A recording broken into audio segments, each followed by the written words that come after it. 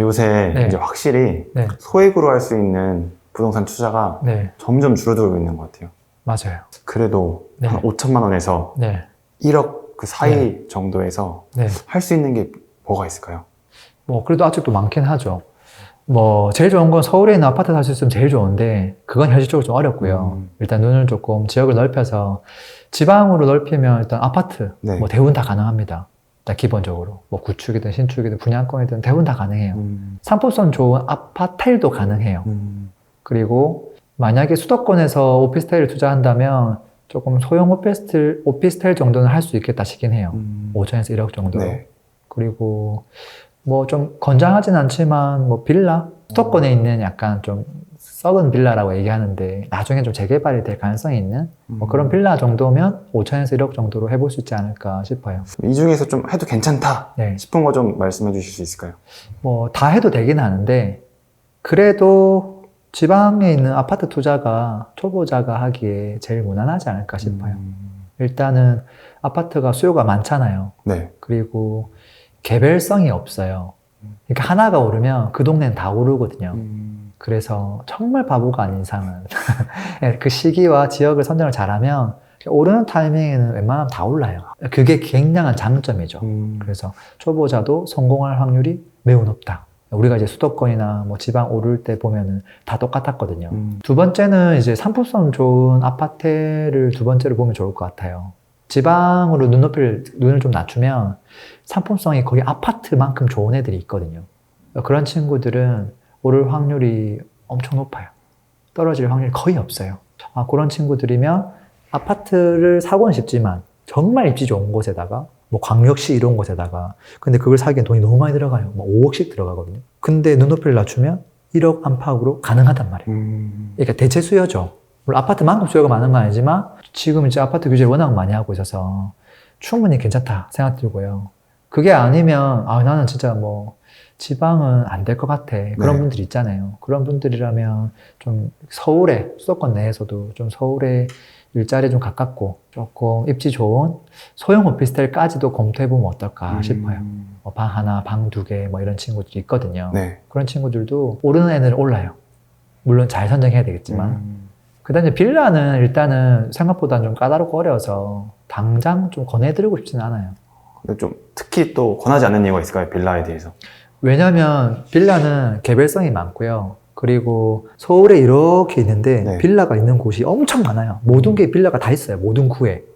근데 이게 어떤 곳은 이게 재개발 가능성이 탁 터지면서 진짜 드라마틱하게 오르는데 어떤 애들은 5년, 뭐 10년 지나도 잘 안 올라요.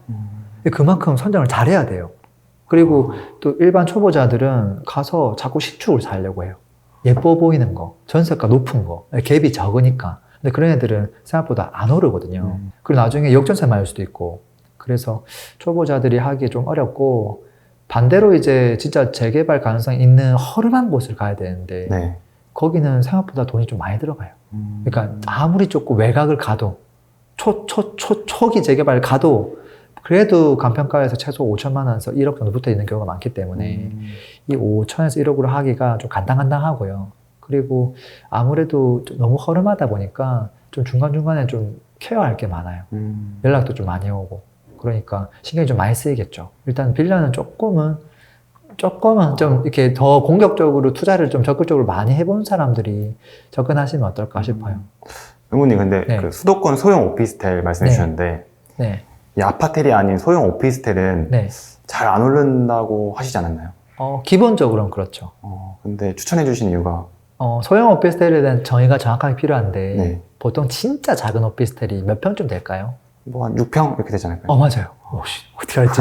그래서 보통 이제 전용 평수라고 부르거든요. 네. 전용 한 6, 7평 정도면 진짜 그냥 아무것도 없어요. 딱 들어가자마자 바로 거실과 화장실은 있지. 부엌하고 그냥 거실 겸 방 다 같이 있는 거거든요. 네. 이런 친구들은 사실 잘 안 올라요.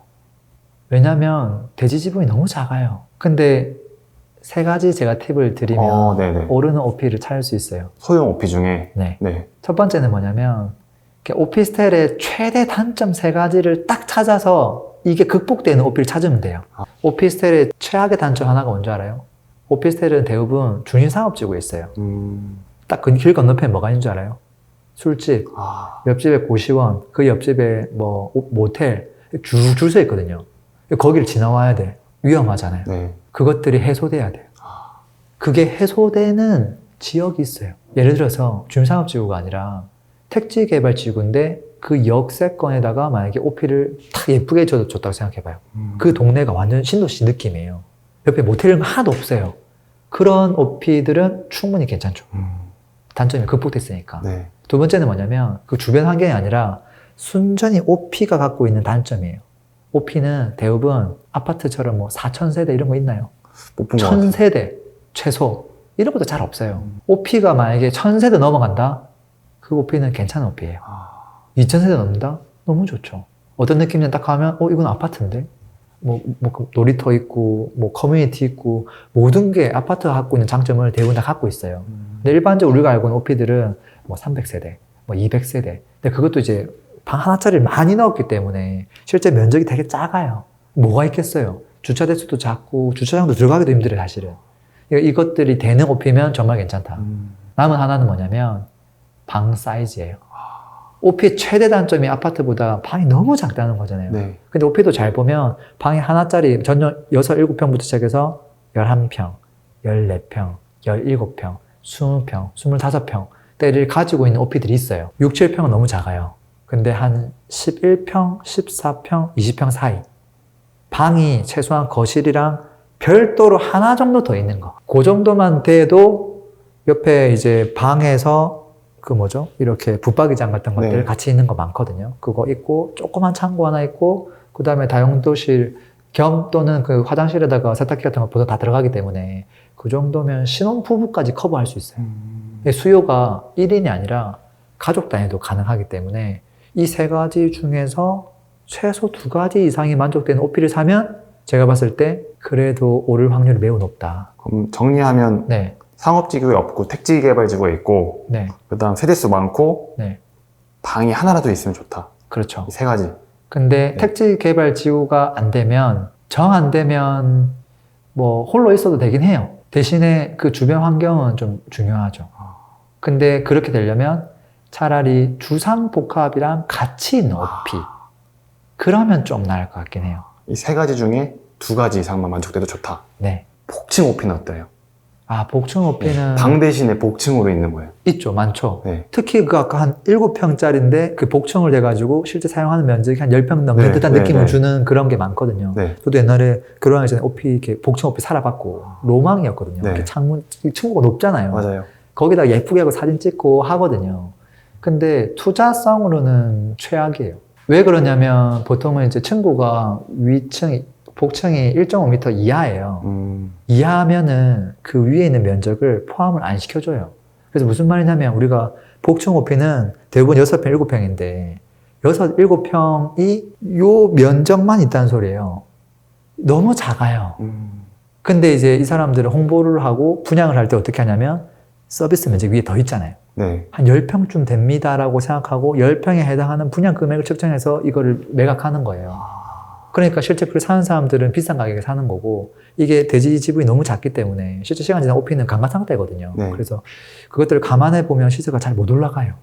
그래서 투자성으로는 차라리 그냥 단층으로 된 게 훨씬 낫다. 그리고 거기서 최소한 방이 하나라도 따로 있는 게 훨씬 낫다. 방이 위로 올라가면 절대 안 된다. 절대 안 된다. 절대 안 된다. 적어놓겠습니다. 절대 안 네. 된다.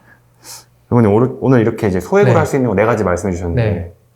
전 딱 2가지 좀 마음에 드는 게 있어요. 그래요? 지방 아파트, 네. 수도권 소형 오피스텔. 그것도 뭐 괜찮긴 이 한데. 2개가 좀 저는 개인적으로 끌리는데 네. 둘 중에 좀 뭐 장단점 비교 좀 해주실 수 있을까요? 수요는 아파트가 많아요. 시세 차익도 한번 분위기가 딱 흐름이 왔을 때 아파트가 많이 올라요. 관리할 것도 별로 없고, 그리고 혹시나 뭐 구축을 사더라도 시간이 오래되면은 또 오래된 만큼 또 다시 제 가치를 받거든요. 네. 근데 오피는 그러지 않아요. 그리고 대체 수요이기도 하고.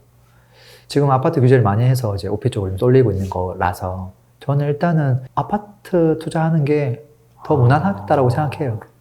근데 이제 진짜 이제 나는 지방은 안 되겠다. 네. 그런 분들은 뭐 소형 오피도 충분히 검토해 볼 수 있지 않을까. 제가 요즘에 좀 검토해 보니까 입지가 좀 괜찮은 곳들은 특히 이제 일자리가 가깝고 근데 역에서 매우 가까우면서도 일자리하고도 역에서 정말 빨리 갈 수 있는 그런 곳에 있는 오피들은 진짜 방 하나짜리 오피들도 생각보다 이렇게 쫙 잘 올라가고 있더라고요. 그리고 투자 금액도 생각보다 많이 안 들어가고. 그렇지만 그 올라가는 그 거래 건수가 되게 띄엄띄엄 있기 때문에 그걸 다 믿을 수가 없어요. 일단은 저는 아파트를 먼저 해보고 네. 그리고 조금 더 하나 더 하고 싶다면은 오피를 할 수 있을 것 같은데, 오피를 해야 될 사람들은 좀 특별한 목적이 있을 때예요. 어떨 때냐면 내가 결혼을 했는데 신혼집으로 방 하나짜리가 있는 오피를 샀어요. 네.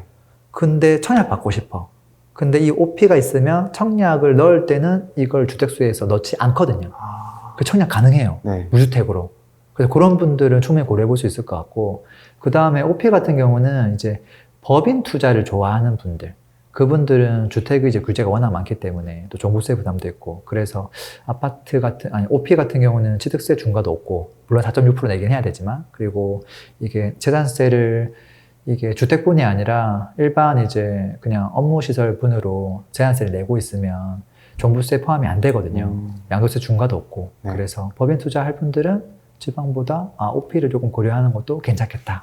뭐 그런 생각도 좀 듭니다. 좀 특수한 상황 말고는 네. 지방 아파트가 난이도가 무난하죠. 무난하죠. 네. 알겠습니다, 링구님. 오늘도 좋은 말씀 감사합니다. 네. 오늘도 들어줘서 감사합니다. 행복한 하루 되세요. 피스!